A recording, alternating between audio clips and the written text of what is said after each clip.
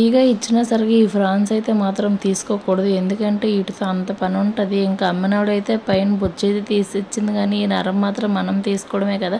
ఆ రొయ్య నరం తీసరికి నా నరం అయితే పోద్దేమని అనిపించింది. అంత పని పట్టింది. 2 hours అయితే పట్టింది నాకు మొత్తానికి అవన్నీ తీయటానికి. ఇంకా మా ఆయన ముందే చెప్పారు, ఈ పైన కిందన ఉన్న నరం అయితే తీస్తే తీయకుండా వండకూడదు, అది రొయ్య వేస్టేజ్ అంతా నరంకే ఉంటుంది అని అయితే చెప్పారు. ఇంకా చెప్పిన తర్వాత తీయకుండా ఇంకా నాకైతే అయిపోద్ది.